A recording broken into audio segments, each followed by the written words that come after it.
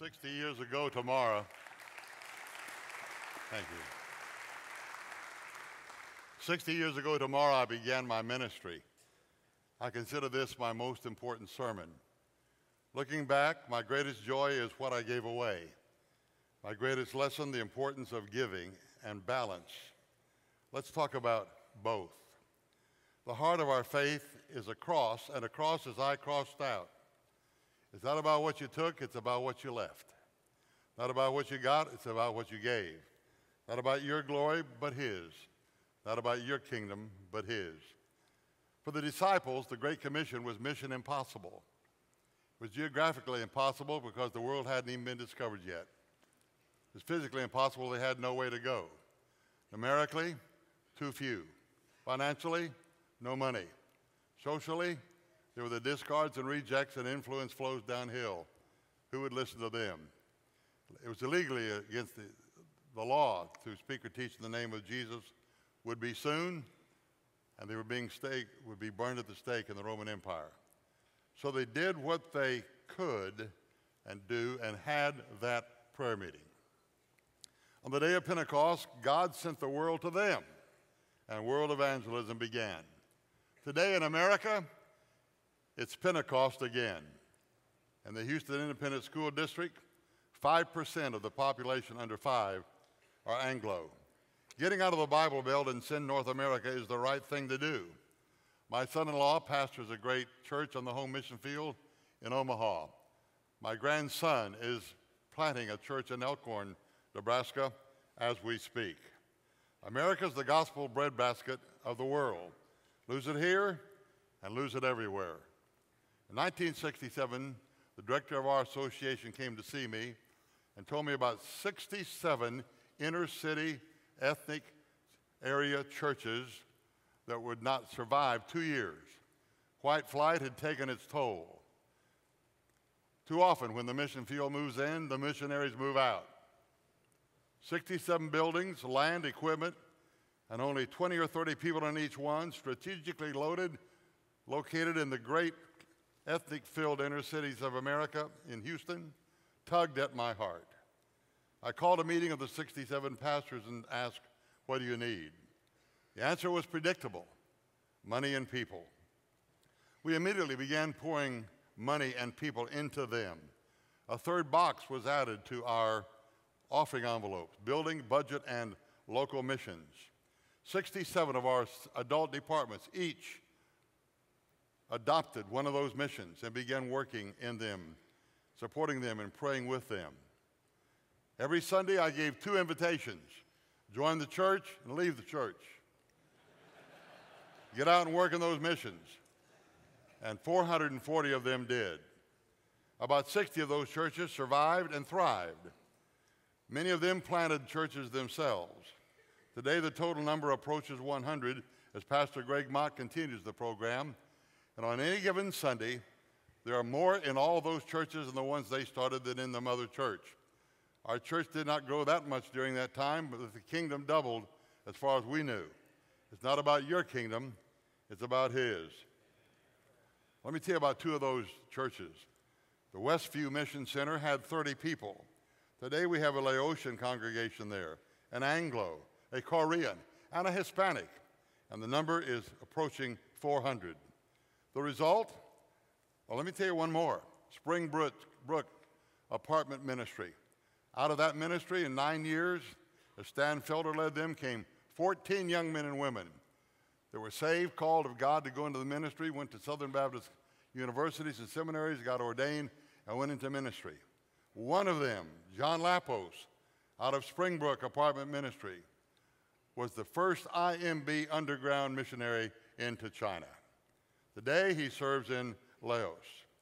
The result? God built a mission church at First Baptist Houston. 50 mission trips a year they now take. When I retired, the church gave me 3 scrapbooks with 800 names that had gone into full-time Christian ministry. Among them, Kurt Dodd, the pastor of the second largest church on the home mission field. Charlie Jones, the pastor of the largest Southern Baptist church in Colorado. Tim Bisagno, my own son, across the world preaching on several networks with a real rockin' program late at night, winning kids to Christ. David Stockwell, international crusade evangelist. Beth Moore, internationally known Bible teacher. Johnny Derwin, professor of youth ministry at Southwestern. Doyle Braden, DOM in Los Angeles. Stan Felder, former DOM out in Colorado. Jerry Esri, director of church planning and strategy for the Tennessee Baptist Convention. Richard Blake, executive director of the EBC, European Baptist Convention. Richard Land, director of our own Ethics and Religious Liberty Commission. Jay Martin, former mission evangelist, women's evangelism strategist for the North American Mission Board. A giving church, a missional church, a selfless church, a 638 Luke church. 60 years later, it is the greatest joy of my ministry. You're leaving the security of the Bible Belt, leaving your comfort zone, leaving your glory for His, your kingdom for His. I know not where you go, but this I know. Great will be your joy. Let's talk about balance. It's tough enough in the South. Only 1 in 10 in the ministry make it all the way to age 65. 1,500 men quit the ministry in all denominations every month. Denny Autry, dean of our Southwestern campus in Houston, told me recently that only 1 out of 5 seminary graduates are still in ministry at age 8 years later. It's tough down here. It's going to be tougher in the north. I want you to make it. We all want you to make it. He wants you to make it. Faithful to the end. That's why I write my books for preachers. That's why we pray for you. That's why we have this conference. If I were to reduce everything I've observed and documented about men whose ministry are faithful to the end into one word, that word would be balance. Let's talk about 5 or 6 examples. Number 1, balance in hard work and prayer. Doing it myself means trusting myself. Prayer means trusting Him. Jesus wants us to work in His kingdom, not play and work. The greatest gift my dad left me, the greatest legacy, was the value of hard work. I came in from playing in dance bands in high school at night at 1, 2 in the morning, but every Sunday morning, those chicks came out of that hatchery and I had to be at work at 4 o'clock. Tuesday and Friday after school, no matter what I was doing, I had to be there at school, at work at 3 to unload those 100-pound Purina feed sacks. Today, I have learned more and more the balance that means work means I do it, and prayer means He does it, and it's a balance of both. And so now I spend 1 hour each morning in prayer, every morning, no exceptions. I've learned when I put Him first, He puts me first. When I put His kingdom first, He puts my agenda first. Recently, I had tried for weeks to get appointments in Houston with 6 different people, no avail. I spent 2 hours in prayer one morning. I said, I'm going to walk into their office and go see them. 5 of the 6 were walking into their office, and I talked to them in the lobby as I got there. Put Him first, He puts you first. Early morning prayer is critical. Edward Payson prayed until there were holes, grooves in the floor made by his knees. David Brainerd prayed, missionary to the Indians in Arizona and Utah, until the snow melted beneath him. Jonathan Edwards preached sinners in the hands of an angry God, and men hung on to the columns of the church to keep from sliding into hell. But he'd get in that baptistry and drain the water and crawl up in that old church and get on his face and pray 12 to 14 hours before he preached. Prayer and ministry, hard work, need a good balance. Number 2, balance in family and ministry. Lose it here and lose it all. I know many men who lost their church because they got a divorce. I never knew one who got a divorce because he lost his church. Cut a hole in the door of your office where everybody can see what's inside there. Put her picture on your desk. Take the phone off the hook when you go at home. Put her first. That's critical. That'll be one of your biggest challenges. I told my church one Sunday about my great balance, my great difficulty and priorities and time for the family. And I said, I've made a decision, church. From now on, I may miss some staff meetings, may not make every hospital call, but I will keep every date night with my wife, go to every Little League game of my boys and every school play and recital of my daughter, and they stood to their feet, and cheered. That's what they want. Balance in ministry and family. Balance in dream and reality. Dream and reality. Pastors quit the ministry for 4 reasons: morals, money, conflict over leadership, and discouragement. A great dream. We get to 55 or 60. I'm not going to build a mega church. It isn't going to happen. We get discouraged and quit. Jimmy Swaggart was a good friend of mine and still is. My heart broke. He used to preach in 200,000 or 300,000 people all over the world. Powerful preacher in great stadiums. I have another friend named Jimmy Van Doren. He pastored First Baptist Church, Somerville, Texas. Only 1,600 people. He stayed 21 years. He visited and witnessed to everybody personally in that town 4 different times. Which Jimmy is going to hear the well done? Don't give up because your place is small and you have a vision for the great thing. Faithfulness is not in numbers. Loyalty and success and the blessing of God, making it, what's important is your faithfulness to Jesus Christ, humility, integrity, and being God's man. And integrity means that you do what people assume a man of God does when nobody's watching and no one's taking notes. Next thing I want to talk to you about, get my ducks in a row here. I think I skipped a page. Balance in leadership. Let's talk about balance in leadership. Leadership must be earned by the pastor, but it must be granted by the congregation. The function of leadership is to lead, and the purpose of leadership is to get things done. Everybody seems to understand that, but Southern Baptists. 95% of the students I teach at our Southwestern Extension are not going into to established churches. Ask them why. They say, I'm not going to fight the music battle. I'm not going to fight the deacon battle. You earn your leadership in the very same way the deacon earns his leadership. And I want you to understand clearly that shared leadership is the New Testament way. Don't throw it all out and go to autocratic elder rule where 1 or 2 men have all the leadership. It doesn't matter what you call them, deacons, elders, the presbytery, the session, the trustees, but have people who help you lead. It is important to do so. It is balanced. You read the New Testament, and very, very often you find the leadership, the people helping the pastor lead the church. Acts 1, the church acted congregationally. It's 6 times in Acts 1 who would be their deacons. Who would be the 12th apostle after Judas committed suicide. In Acts 6, the church collectively made the decision who would be the deacons. In Acts 10, can any man forbid water? They received the Holy Spirit as well as we. The decision was made collectively. Who would be admitted to the fellowship? The Matthew 18 model of church discipline, Jesus made it clear the church acts collectively. Who would be dismissed from the fellowship? But the biggie is Acts chapter 15. The greatest decision made in the New Testament was the issue of Gentile circumcision. Read it. 13 times it says, and the church, and the multitude, and all the people. The people made that decision collectively. But the curse of little churches is wanting to vote on everything. The curse of big churches is not voting on anything.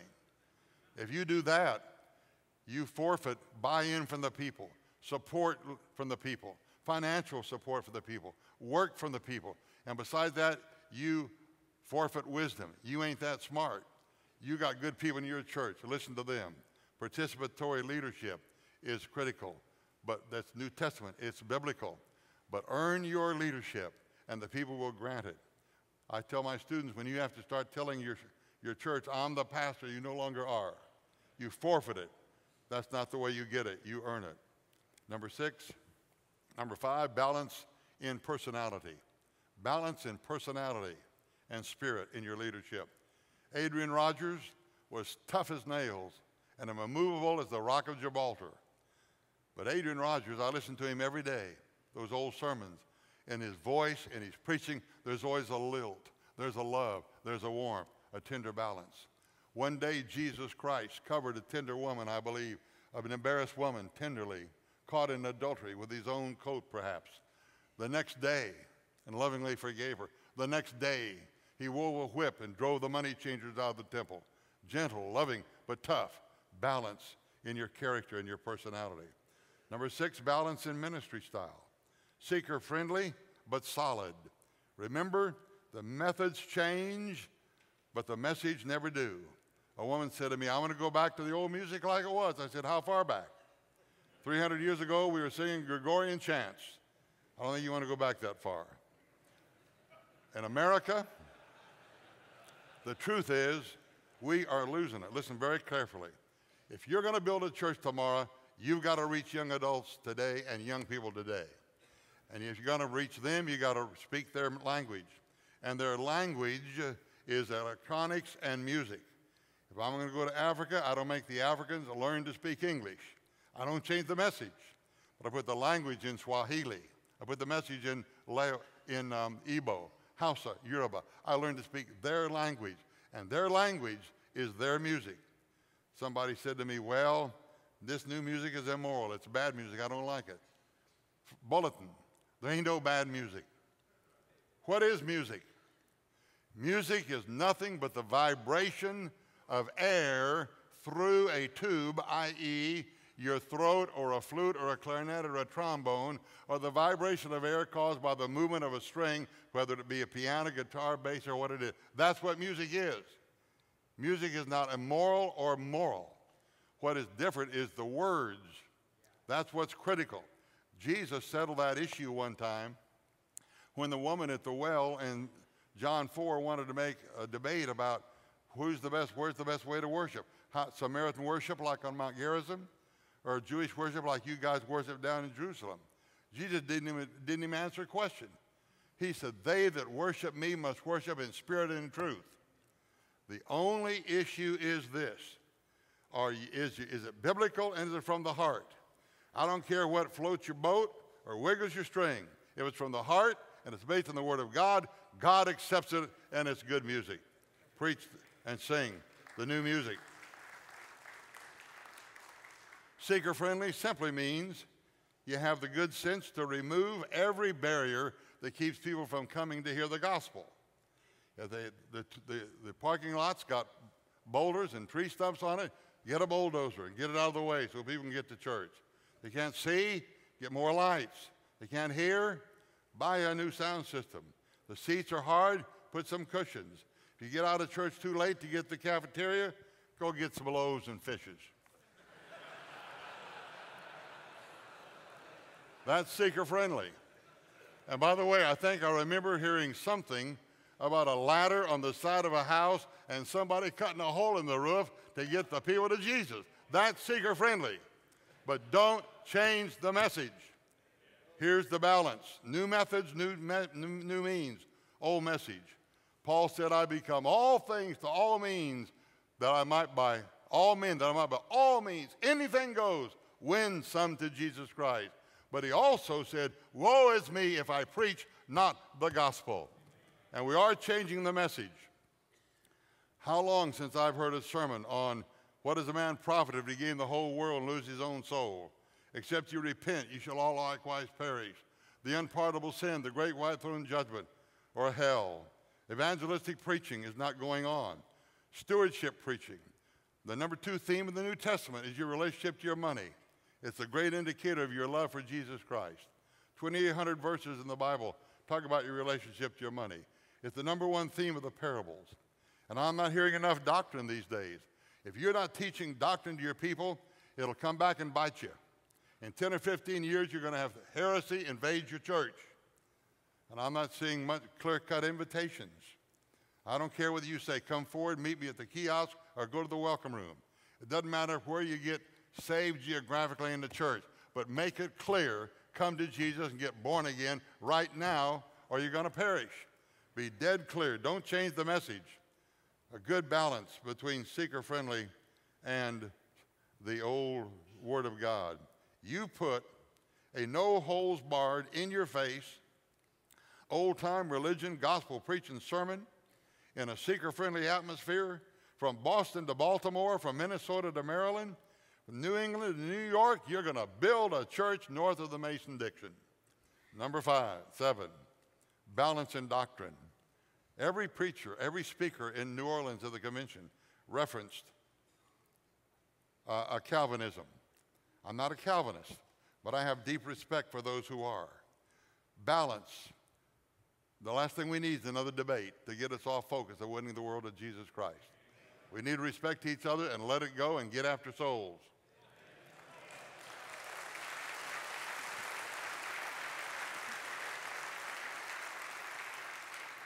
Balance is always essential. Faith and works, deity and humanity of Jesus Christ. On the Mount of Temptation, Satan said to him, "Jump down and prove that you're the Son of God, because it is written, his angels will bear thee up, lest thou dash thy foot against a stone." Jesus said, "It is also written, thou shalt not tempt the Lord thy God." Balance in doctrine. A lot of things I can't figure out about Calvinism. A lot of other issues.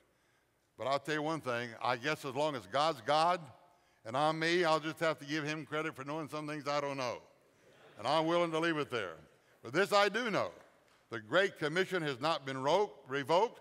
The time is short. Our world is crumbling. Name one institution, one entity in American life, finance, home, government, morality, entertainment, that's not deteriorating and almost gone. We're about to lose a whole generation. Do you know that in the 18 to 28 age group, Southern Baptists baptized only one convert out of 1,000 in the last year? We're losing. There's no tomorrow for our kids and grandkids. We're losing it, and we're losing it bad. Baptisms continue to go down. We must get out there and not argue about anything but winning people to Christ. If my grandchildren are trapped in a burning house, I'm not going to stand on the sidewalk and debate the physics of spontaneous combustion. I'm rushing in the fire and going to save those kids. Number 8, in conclusion. Best 2 words of any sermon, in conclusion. Number 8, I urge you to have balance in between the problem and the potential, the appearance and the vision, what it is and what it can become. Don't ever let the circumstances get you down. The only issue in every opportunity is onefold. What can it become? Del City, First Southern, I pastored there. In the 60s, we had 1,800 young adults in church. 1969, the First Baptist Church of Houston voted to disband. They had 2,300 seats, and 2,000 were empty. They asked me to come. I came for one reason, vision, what it could be. They have mops and buckets stored in the baptistry. Hadn't baptized anybody in about 14 months. Wednesday night, they had 60 people, 60 old gray heads sitting there singing, "There's I in the West."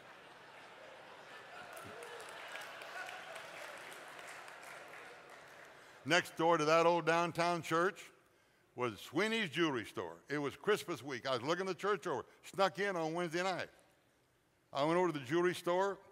It was Christmas. They had sparkling lights and Christmas trees and sparkling jingle bell music and girls in little red Santa Claus outfits handing out candy canes. It was wonderful. I went back to the church. They were still singing. I went, looked at the jewelry store. I looked at the church. I thought about it, so help me. If they'd have both given an invitation, I'd have joined the jewelry store. Is that dead? That alive? But I went there for one reason and one reason only. First Baptist Houston is the space capital of the world, the oil capital, the medical capital. A church with the name First on it had a built-in leg up.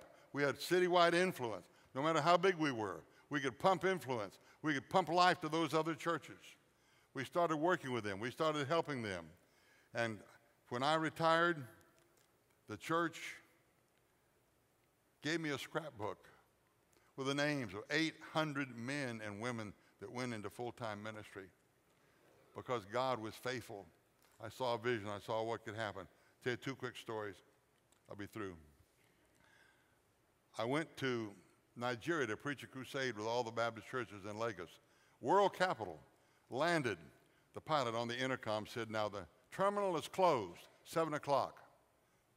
He said there'll be hundreds of young African little boys and girls around the plane. They'll carry your luggage if you want to. Give them a quarter, give them 50 cents.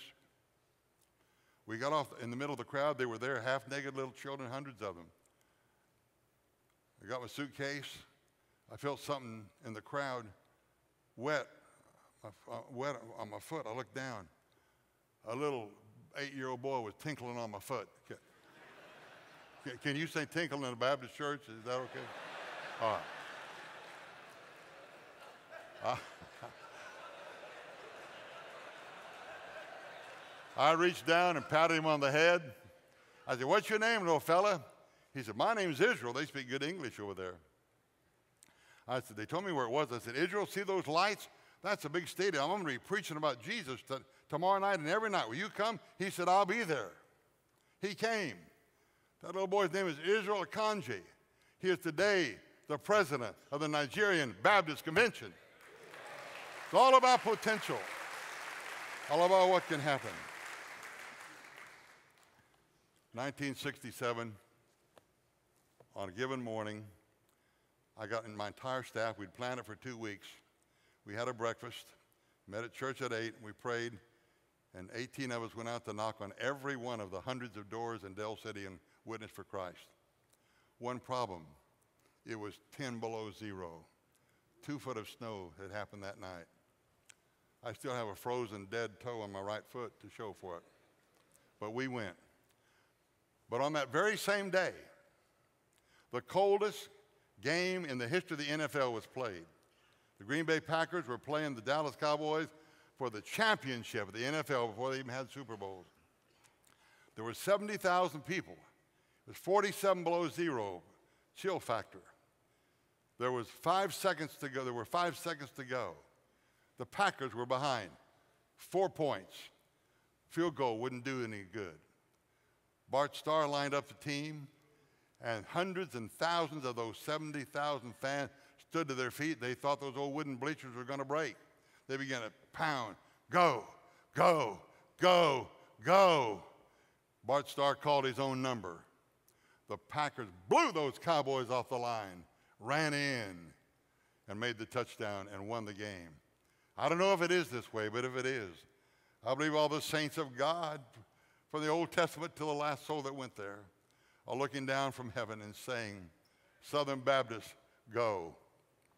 NAM, go. Send, North America, go. Young church planters, go, go, go, go.